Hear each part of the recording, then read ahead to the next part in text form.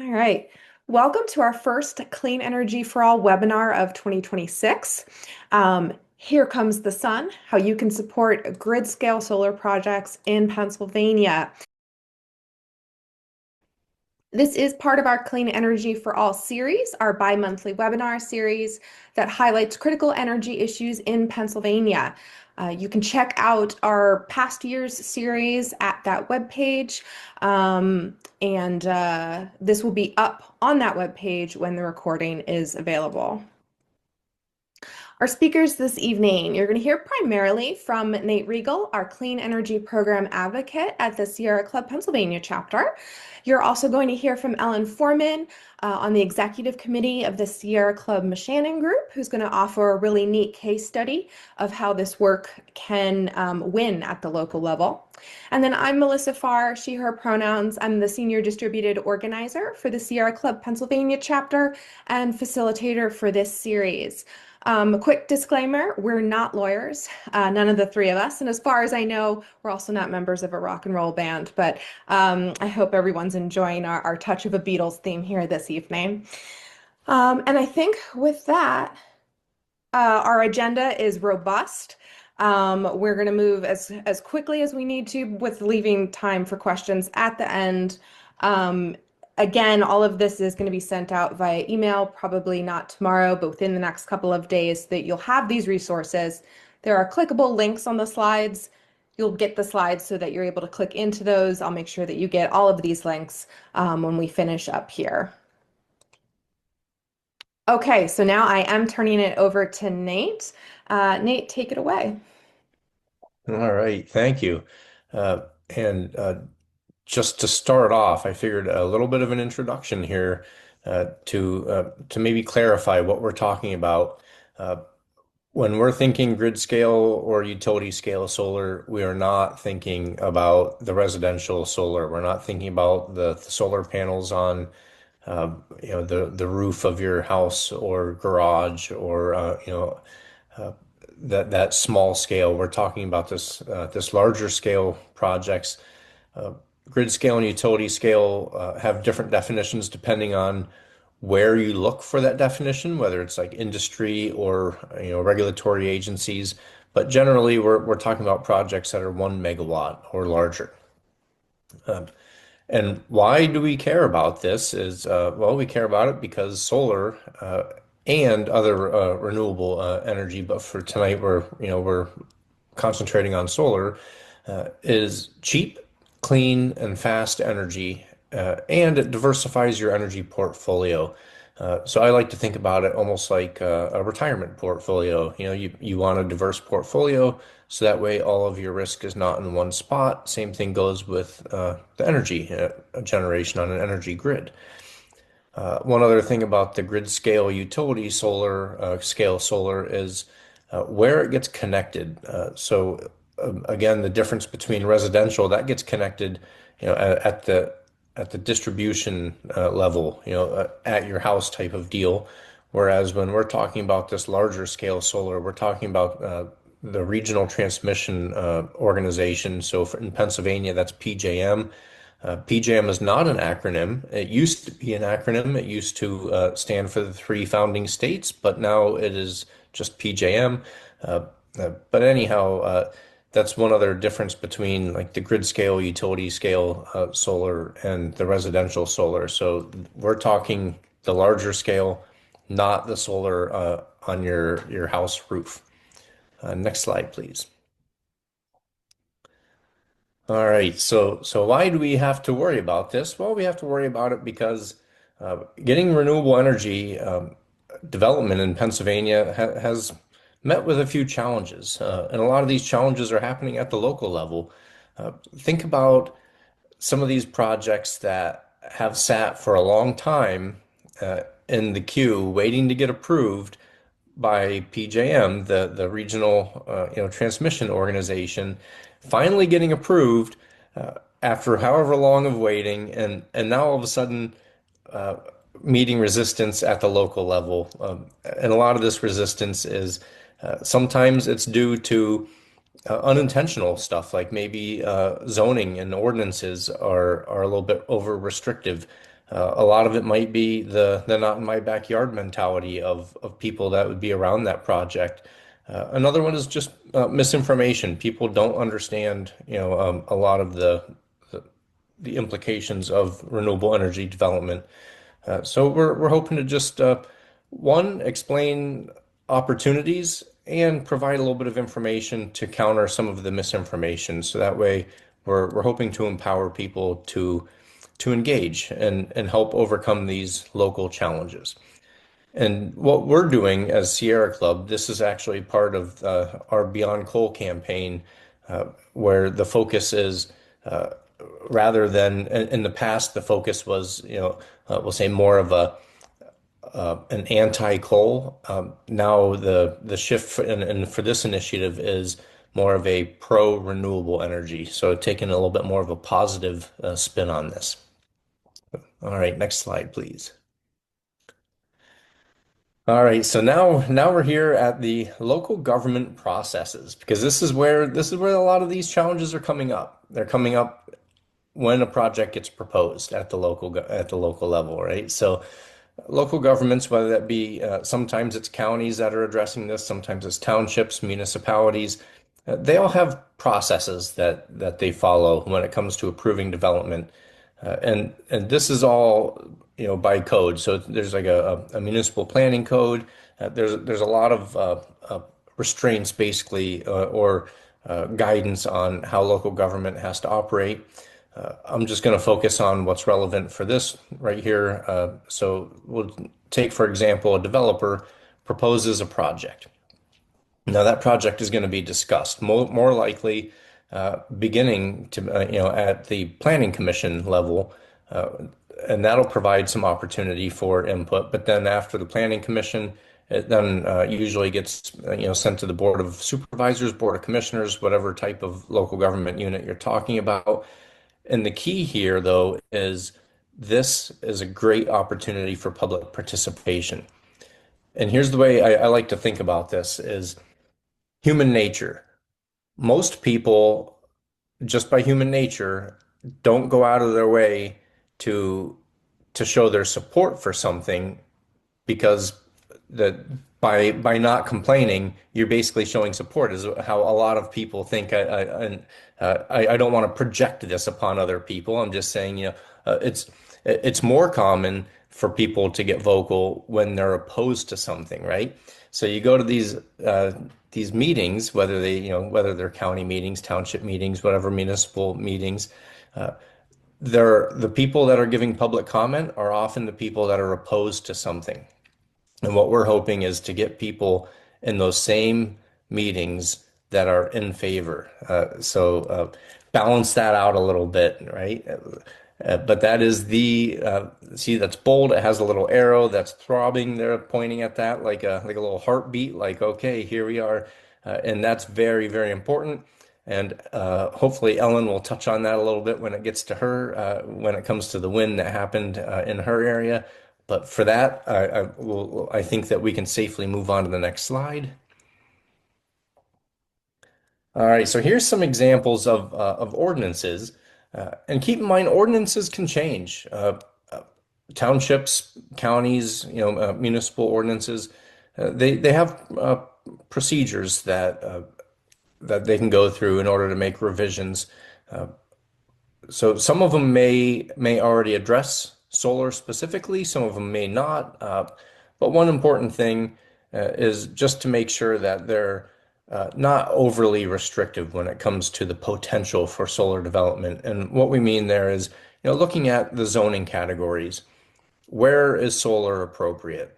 And you think about, you know, the different local government units may have different categories, uh, but you have like mixed land use. You have commercial, industrial, residential, agriculture. So just thinking about where you want to allow solar when it comes to the categories, the lot coverage specifications.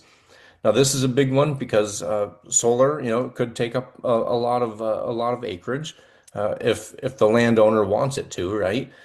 So having restrictive specifications on how much of a lot that can be devoted to some type of development uh, could be restrictive. So what we're hoping is to have that be consistent with other types of development. So it's not discriminatory ordinances, right? That's what we're trying to avoid is discriminatory, overly restrictive. Uh, and the setbacks, same thing, just trying to get that to be somewhat consistent with other types of development within the same zone, uh, that we're talking about. Height restrictions. Basically, you're going to hear like the same thing as we're talking about these ordinances. Is you just want to make sure that the ordinances allow for some flexibility and especially it depends on how that ordinance is going to have defined what a project consists of.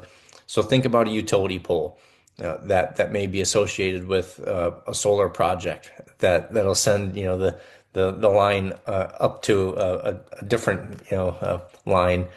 That utility pole height might be more than we'll say the expected solar panel height. But does that mean that it's part of the project or so anyhow you want to make sure that the height restrictions are reasonable to allow for the solar development and if it has to include stuff like the utility poles making sure that that height is reasonable for that. Next slide. In visual screening, one thing that we like to see is options. A lot of ordinances, I think, good intention, but they have, we'll say, what could be examples, but since they don't have them listed as examples, it's more like this is the kind of screening that you need. Uh, Providing options, I think, is more desirable, especially if you consider different zoning. Do you need the same type of screening if something is located in an industrial zone compared to a commercial zone, right? So, uh, providing options for screening. Impervious surfaces, this concern comes up a lot. Uh, a lot of times, especially when it comes to like stormwater management, uh, solar panels are not considered impervious because the all of the land underneath that solar panel is still available for infiltration. And glare is typically not an issue anymore. It used to be more of an issue. But think about solar panels. The whole thing is they they're designed to make electricity out of that light, right? So any light that gets reflected is wasted electricity. That's inefficient when it comes to the solar panel operation. So it's in the best interest of the developer and the solar industry to try to reduce glare and capture as much of that light as possible to turn that into electricity. Go ahead, next slide, please. All right, and here's one that often this one comes up quite often too, and I know there's some people on this call that I already saw you that you've heard some of this before. I'm going to keep it somewhat short, high level, but there are a lot of benefits when it comes to solar and agriculture, and I'm focusing on the farm aspect here. Farmers that can be the difference between dependable income and risks of losing a farm because you're not breaking even, right? So, providing dependable income, knowing that sometimes the crops in the market when it comes to farming, farming's pretty variable when it comes to profit. So the other one is the compatibility with agriculture, and one neat, I think it's pretty innovative. Especially farmers that want to go organic. They have to leave a buffer between their farm and adjacent properties that may use pesticides. That's a great area, that buffer for solar, right? Because it can't be production that's labeled as organic. So anyhow, there's a lot of opportunity for the solar to be compatible with agriculture. Another thing to consider is the temporary nature versus permanent. And what I mean by that is it may be somewhat long term compared to what we're used to thinking when I say temporary, but it's a lot more temporary than if the farm were to not make a profit, go under, get sold, and now it turns into low density housing or data centers or whatever the preferred land use is of whatever developer is going to purchase that. So solar panels can be removed. You still have a farm. If the farm gets lost and now it's housing development, it's not going to be a farm again. And now I like to think about some of the private property rights. In the next slide, we're going to continue on this, but nobody's forcing the solar upon private property owners. The private property owners they have options, so they're if this project is being proposed for, we'll say at a township or at a county level, wherever, it's because that the property owner has agreed to this and usually has already provided input, will provide input, all that kind of stuff. But the other thing is just the thought of a lot of the negative, we'll say, misinformation when it comes to solar and farms prohibiting the ability of a farmer to incorporate solar into their production actually hurts them. It does not help them. And I like the way I like to think about it is who knows how to farm best other than the farmer, right? And who knows their business best. They know where they're making a profit, they know where they're not making a profit, and they know what it's going to take to maintain ownership of their land. So uh, having that option there. It's not mandating solar on farms. It's providing that option for farmers. But go ahead and next slide. And again, here's the disclaimer. Here's where it comes in from the beginning of I'm not a lawyer, uh, but here are some questions. Rather than say like this is the way it should be or this is the way it is, I like to just frame this more as questions to get people thinking a little bit of the whole not in my backyard and wanting to have we'll say a say in what happens on your neighbor's property is who does have what rights regarding property ownership and if you're property owner A, does that give you rights over property B that you may not own? And if so, does that mean the property owner of property B has rights over your land? So just thinking about that both ways there, as well as maybe thinking about providing services, because that's another thing I hear about often is, well, I, I bought this house because of the view, but they didn't buy the view, right? They bought that house because of the view. So if you're getting a service and that service is provided by property owner B, should you be paying property owner B for that service? Just some philosophical questions to leave us all on. And I think the next one, after our brains quit hurting a little bit, is going to Ellen, I think. Yeah, to talk about Black Mo Shannon. And by the way, I'm just going to give a little applause here to Ellen. Her group did a wonderful job. This is a great success, and it's one of very few that we have. So I like to highlight the work that Ellen and her team did, and I'm really happy that she's here on this webinar to then engage if there are questions at the end, because not many people, one, have the success and have the experience, So enjoy Ellen's portion of the talk. Okay. Thank you. But it really was very much a team effort. And especially you'll hear about one of our executive committee members who really was the prime advocate. So in 2024, we were asked by a resident of Phillipsburg to investigate this prospective solar installation near the Black Moshannon State Park. The concern was that there was massive tree removal planned. In fact, some had taken place, and it was leading up to Black Moshannon Park, which is a beautiful park in our area. If any of you have ever been there, so we were obviously very concerned about that and dug in, and there were 4 or 5 of us involved in doing due diligence on that situation, including our chair, which is at the time, and our co-chair, as well as the person who's in charge of our water conservation. So they went out, reviewed the site itself, looked at the site, this proposed site. They looked over the site plans as well that had been published. Um, and just to basically cut to the chase here, the site did not have an old growth forest on it. In fact, in some spots, they're trying to plant trees on abandoned mine land, and the trees really were not doing well. There was no understory to speak of, and bottom line is the land was contaminated from the coal mining that had been done there. Every type of coal mining imaginable had been done there and kind of just destroyed the land.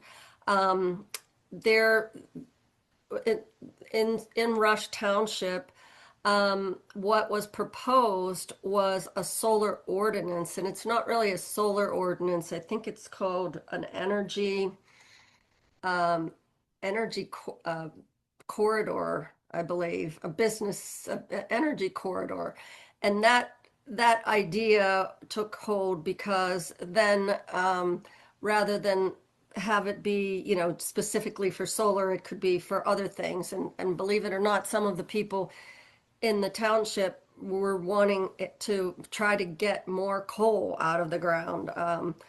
And fortunately, some studies were done and basically said it was depleted. There was really nothing more that could be mined there.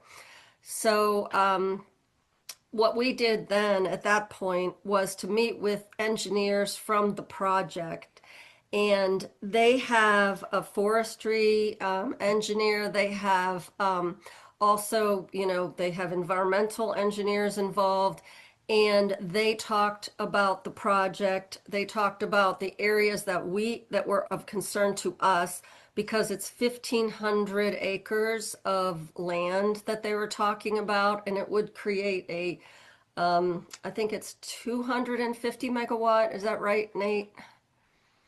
The I think it's, yeah, 265 megawatt project. So it's quite the project. And what we also met with the the Black Moshannon Watershed Association, and they're a great group, and they worked with Ampliform to do some watershed studies and actually tested the water. And the water was very much contaminated by acid mine drainage. So one of the things is, how can this project improve that situation for Rush Township? And certainly not make it worse. So while we still have some open questions, we felt the initial phase of this project is definitely on formerly mined land. It is not, can't be used for agriculture. We were trying to do some planting there, but none of that was taking hold. So we decided to go ahead and support the project. And then if you wanted to go to the next slide. So then we decided to help them. Basically, again, I mentioned working with the Watershed Association. We also invited the folks from, it's called Black Moshannon Solar Project, but the company's called Ampliform. They came and tabled at our Sunday event in October so that they could meet the community and answer any questions that the community might have. And then we also, with the help of Melissa, identified and reached out to Sierra Club members in the area. There were really only, I think, 5 or 6 who could speak in support of the project when it came up to Rush Township. The local papers and a lot of the local residents were against the project, mostly because they thought it would depress property values in the area, and because they thought it wasn't consistent with the history of the area. They felt the area was a coal mining area, not a solar area. So that was kind of an odd thing, but anyway, we just did get some help there, but mainly our water conservation chair, Dave Roberts, who he did a fantastic job. He was born in that area and raised in that area, so he felt comfortable attending the meetings and advocating for the project. we did have message points that we worked on with Ampliform. And one of the things they asked us was not to identify ourselves as Sierra Club because they said a lot of the residents in the area weren't like friendly toward the environmental groups. So David, being a resident, a former resident, and having grown up there, he just talked about it from the perspective of growing up there and feeling and being an expert in water conservation. He felt comfortable talking about the advantages of this project, especially on the reclaimed mine land. And anyway, so in the end, there was a 2-to-1 vote. The Rush Township supervisors approved the permit, and they did have 25 conditions that they applied to it, which are all we very much support. They're things like, basically creating a buffer zone. They're going to do some, plantings underneath the solar panels. They have a plan for decommissioning the solar project in time, so they had to sign up for that. And there were many other, as I mentioned, conditions that were approved, and that was pretty much it. That's where we are now.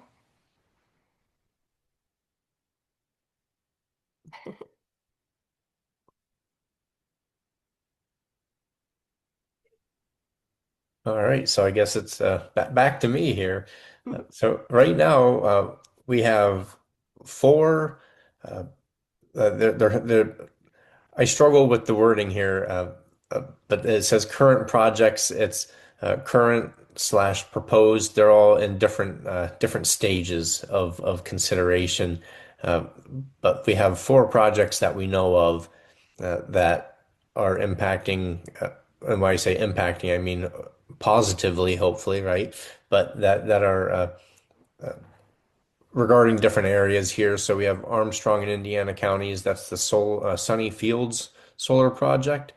We have in Bradford County the Bradford Solar Project. McKean County is Stargazer. In Washington County, we have a Cornerstone Solar Project. So different locations throughout the state. So hopefully we have people watching tonight that are maybe within some of those areas that want to take action and maybe attend some of those meetings, may help to dispel some of the misinformation and show a little bit of support. But go ahead and next slide. So we have options for getting involved. And as Ellen mentioned, well, one of the things we are providing this webinar as an opportunity to inform people of, hey, here's how you can do this stuff, and here are opportunities for public participation. Here's how you can show support. But Ellen is 100% right when it comes to we're not looking for people to say, I'm a member of Sierra Club. We're looking for people that are willing to say, I'm a resident of this area, or somehow you're a stakeholder, but not because you're an environmental associated with an environmental group like Sierra Club. Uh, and that is sometimes a put off when if you were to say, yeah, I'm a member of Sierra Club, because then it comes across as an organization attempting to try to tell local government what to do, and that's not what we're trying to do. We're trying to really empower local residents to have their voice heard at these meetings, or as we can see here through the newspaper. So if you have a project in your area, feel free. You can reach out to Melissa and I, schedule a chat, and we can discuss like what's the status of the specific project. What are we looking for as far as showing support? And there are options. Not everybody's comfortable attending a local government meeting. Not everybody's comfortable writing a letter to the editor. So finding what works best for you to show your support. If there's not a project in your area, that the nice thing about letters to the editor is they're helpful no matter where you're at. Because keep in mind, we're dispelling misinformation. We're helping to shift the needle a little bit. We're dealing with public opinion on renewable energy in Pennsylvania. So even if you're in an area that does not have a project proposed, a letter to the editor is still helpful.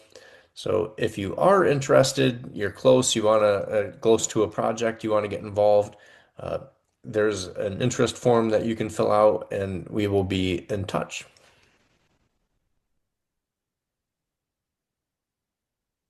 All right. And here's again, I'm going to just reemphasize that this is a great opportunity that not many people have the firsthand experience that Ellen has. So No, I didn't run this by Ellen, but I'm just saying that right now is a great opportunity to ask questions of somebody that's actually been through the local government or knows people who have, right, in the local group, right? So all right, ready for questions. Yeah, so let's hit the ones in the chat first. And then if folks want to use the raise hand, I will then queue up folks for questions after that. I know it was answered in the chat, but the chat doesn't show up in our recording. So I'm going to read out the question. The first question was, how much space does a 1 megawatt array take up? And that was answered in the chat, but I can so if you Google it, it comes up with a whole bunch of different answers, different ranges, right? And which I so I understand the whole thought of, well, how big are these projects and how much energy is coming off? Uh, it, Nobody likes to hear the answer. It depends, but it 100% does depend. It depends on what's the slope of the land, what direction is it sloped, is there shading, uh, the the height of the panels can, especially if you have surrounding vegetation, there are a lot of factors that can go into how efficient an individual project is. But uh, that range can be anywhere from 2 acres if it's an efficient project to 10 acres if it's not an efficient project. Some of the older solar panels and some of the older techniques would have resulted in a 10-acre project. So if you're looking at an existing project, that's going to be different than if you're looking at a new project when it comes to efficiency. All right, and then our next question, what is the status of actually getting these projects onto the grid? I keep hearing that often one of the biggest obstacles is the PJM backlog. Good question. All right. Well, the status is different for each one of those projects, but most of them have been approved through the PJMQ, uh, because the developers, that's often the first thing they want to do is get that PJM approval, uh, and then try to get that local. Every developer is different, but very often that's the procedure there. So a lot of those have the PJM approval. They're now applying for the project to get approved at the county or township or the municipal local government level. All right, next question. Is there a projected installation date for the Shannon project? That's Ampliform says they plan to have the project installed in this calendar year. They are doing site preparation now, but that's for phase one. I don't really, yeah, I haven't really checked back in with them, but that's a good thing. I think it's probably time to do that. So if I get any update on that, I'll let Nate and Melissa know. Thanks, Ellen. And I think the next one's for you too.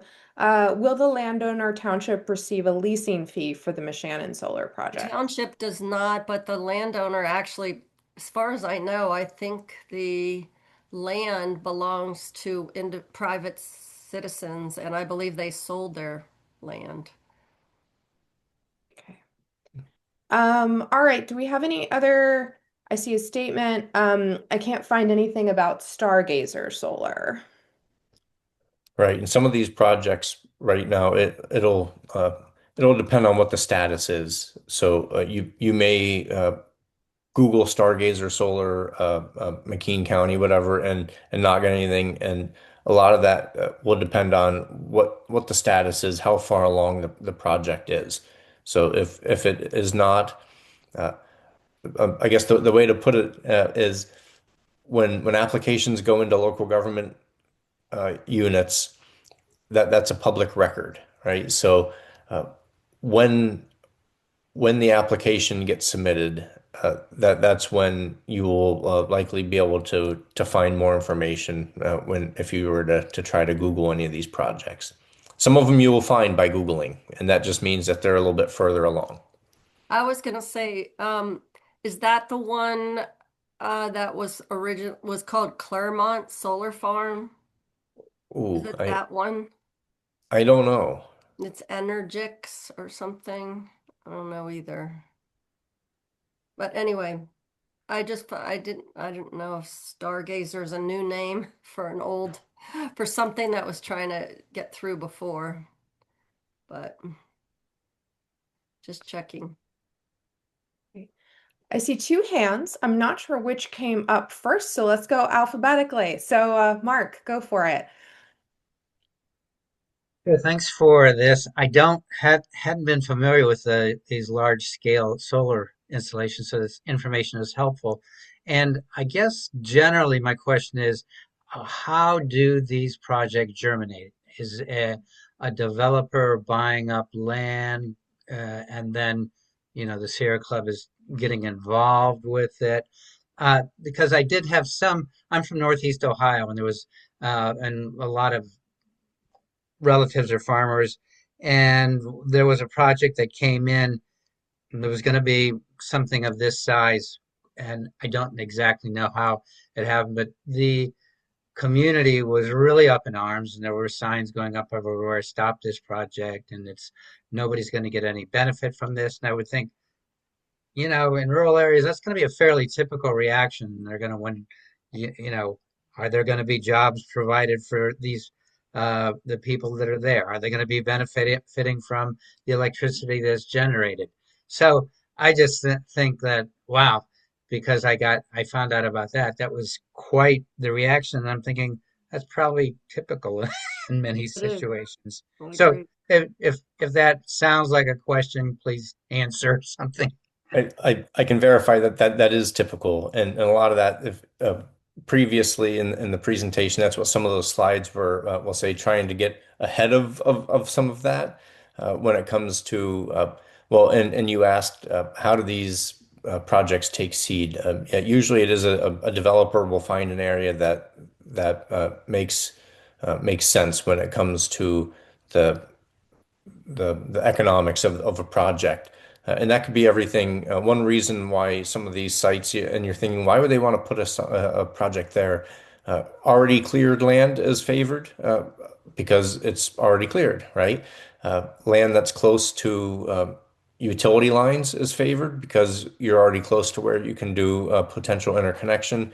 Uh, and a lot of the knee-jerk reaction, unfortunately, when it comes to rural areas, you do find a lot of that. But that's where I fall back on private property ownership, private property rights, uh, and and the benefits of whose land it's on. It benefits them if they choose for as a land use and it's approved. So like if a landowner has a project and if they so the selling of land, it doesn't always happen. Sometimes it's, a lease, a power purchase agreement. There's a lot of different options, but you can you can benefit as a landowner who wants to have a project like this on their land.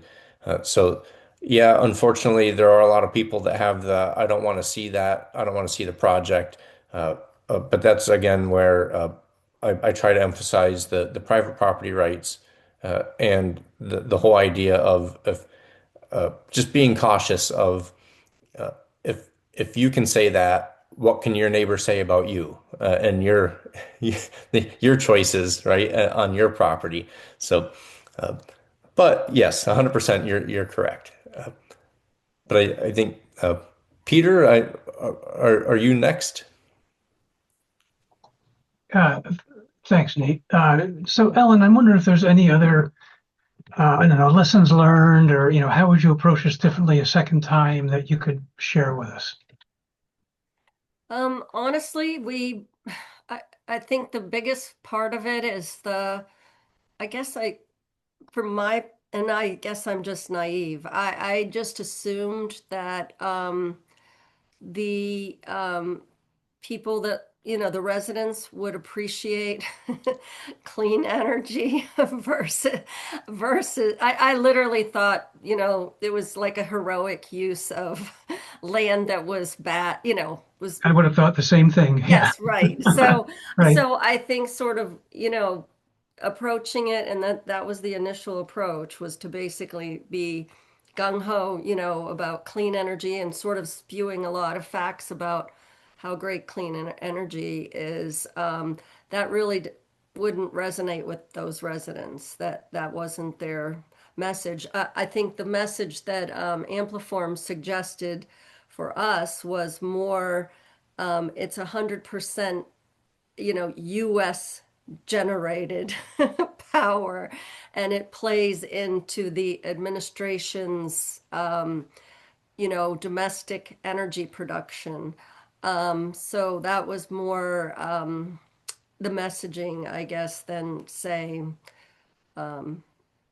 just clean energy for all, like that we're talking about at the very topic of this webinar.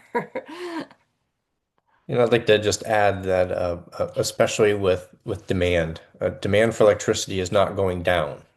If anything, it's going up exponentially, a lot faster than what people anticipated, 10 years ago, 5 years ago. So with demand going up, we need to have more generation. Uh, if you don't have generation to meet demand, one, you have risks then for the stability of the grid, but then you also have costs going up for the electricity. Uh, and that's for everyone, right? For all ratepayers. So, or people that pay their electricity bills. So, just the thought of the affordability, the reliability, and trying to meet the increasing, ever increasing demand. Judy. Hi, I live in Huntington County, and there's been some letters to the editor in our local paper lately about some potential or inquiries about solar energy. And I wanted to be able to write a reputable letter to the editor, because this one leader writer was referring to negative health benefits and like who's going to clean up this mess when the lease is over. I just wondered, is there resources like not a white paper or some kind of fact sheet that is currently available from the chapter that would help me with my letter? We do have fact sheets available, and so I will let Melissa does the magic of making sure everybody has the materials, but I'm just answering the question that yes, we do have some materials available. Unfortunately, they didn't get uh, we didn't emphasize like the decommissioning for multiple reasons. One is that's being addressed through state legislation right now. So we didn't want to have something in a fact sheet that is also current piece of legislation. The other one is in the absence of the state legislation, that's part of that's part of a lease agreement between the landowner and the developer, as far as how it gets decommissioned, and to what standards. So it's kind of like any other type of contract, or of that's really that is between the developer and the landowner, unless some townships, some counties right now in Pennsylvania, it's not consistent. That's why there is state legislation about the decommissioning, though, to try to make it more uniform, because different areas may have different requirements when it comes to decommissioning. Well, Ampliform also said that they believe that they will continue to maintain this project well beyond the time frame that, that their idea is to obviously keep keep producing energy from the cells, maintain the cells so that they can produce energy as long as possible and replace them when necessary. So they were very strong on that. They said when they make this investment, they're not planning on writing it off, so. But anyway, I think, Judy, I did see a couple of good things from Nate and company on that you could Thank use you. for a letter. Yeah, so when I send out the resources, you'll get the slide deck, which as we were watching the slides, there were a number of things that said fact sheet available. Those are actual links you can click, but I'm also going to separately link in the resources that Nate was talking about. And then, Judy, if you have links to those letters that you would be responding to, please feel free to send those to me and Nate, and we can see if there's more that we could build in to help your letter like directly respond to something that they're saying. Um, Rather than, you just sorting through the fact sheet bullets. Sometimes it's effective to directly, if they said something outrageous that isn't even addressed in our fact sheet because it's like that out there, like we could specifically counter that. So feel free to send the links or take a picture of them if it's the physical paper, send them over to us and we can take a look. But yeah, we will get those resources out. I did note that Tracy in the chat was talking about narrative work when you're writing letters to the editor or when you are giving public testimony, talking at a government hearing. We do have narrative arc worksheets available that we usually combine with our letter to the editor training. If you have not done letter to the editor training before, you're interested in that, that is always a topic that I'm looking to run trainings on. I can also do individual sessions. I will include that narrative arc worksheet as well in the resources that we send out. So I appreciate Tracy mentioning that as an important part of carrying out these tactics is doing it in a way where you are talking about the impact on your life. And that is also why it was better to have Dave Roberts as a resident of Rush Township talking from the perspective of the resident and telling his story in addition to advocating for solar, right? And how me showing up there isn't going to have that same impact because my story is like, I just drove here. That's not going to tug at their heartstrings. So I appreciate Tracy mentioning that as well. So, do we have any other questions? We have 6 minutes. I say we end early.